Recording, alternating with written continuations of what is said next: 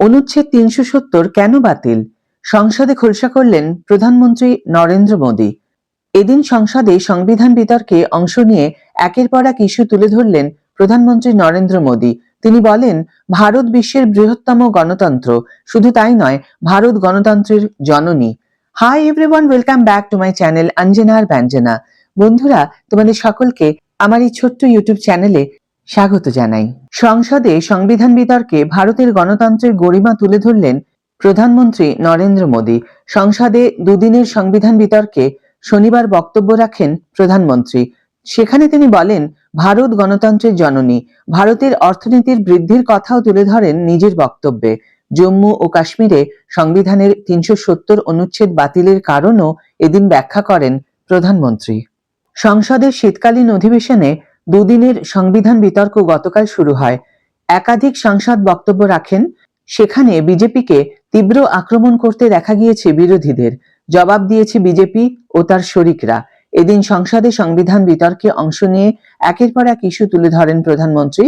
জম্মু ও কাশ্মীর থেকে সংবিধানের ৩৭০ অনুচ্ছেদ প্রত্যাহার নিয়ে প্রধানমন্ত্রী বলেন, দেশের একতা আমাদের প্রাধান্য। সেই একতায় বাধা ছিল সংবিধানের ৩৭০ অনুচ্ছেদ। দেশে একতার জন্য ৩৭০ অনুচ্ছেদ বাতিল করা হয়েছে।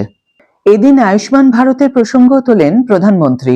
বলেন, এক দেশ এক স্বাস্থ্য কার্ডের জন্য আয়ুষ্মান ভারতের সূচনা করা হয়েছে, যাতে বিহারের কোনো ব্যক্তি দিল্লিতে চিকিৎসা করাতে পারবেন।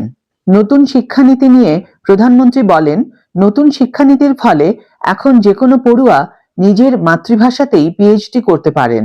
১৯৭৫ সালের জরুরি অবস্থার কথা টেনে কংগ্রেসকে আক্রমণ করলেন মোদী। বলেন, ১৯৭৫ সালে সাংবিধানিক ব্যবস্থাকে শেষ করে দেওয়া হয়েছিল, নাগরিকদের অধিকার কেড়ে নেওয়া হয়েছিল। কংগ্রেসের মাথায় যে এর পাপ, তা কখনো মিটবে না, কারণ গণতন্ত্রের গলা টিপে ধরা হয়েছিল। সংবিধানের শক্তির কথা উল্লেখ করে প্রধানমন্ত্রী বলেন, আমার কোনো ব্যাকগ্রাউন্ড ছিল না, তাহলে কিভাবে আসতাম? আমার মতো অনেকে রয়েছেন যাদের কোনো ব্যাকগ্রাউন্ড নেই, তারা এখানে কি করে আসতেন? এটা আমাদের সংবিধানের জন্য সম্ভব হয়েছে। নাম না করে গান্ধী পরিবারকে তীব্র আক্রমণ করলেন নরেন্দ্র মোদী। তিনি বলেন, কংগ্রেসের এক পরিবার সংবিধানকে আঘাত করতে কোনো কসুর ছাড়েনি। আমাদের দেশের ৭৫ বছরের মধ্যে ৫৫ বছর একটি পরিবারই শাসন করেছে। এই পরিবারের কুনীতি চলছে। বন্ধুরা, আজকের ভিডিও এখানেই শেষ করছি। ভিডিও যদি ভালো লেগে থাকে তাহলে অবশ্যই একটা ছোট্ট করে লাইক দিও, শেয়ার করো বন্ধুদের সাথে, কমেন্ট করে জানিও তোমাদের মতামত।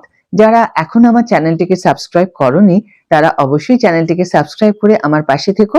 আর যারা অলরেডি সাবস্ক্রাইব করে দিয়েছো, তাদের জন্য আমার অনেক অনেক অনেক ভালোবাসা এবং অনেক ধন্যবাদ। আজ তাহলে বিদায় বন্ধু, দেখা হবে পরের ভিডিওতে। ভালো থেকো, সুস্থ থেকো, সঙ্গে থেকো।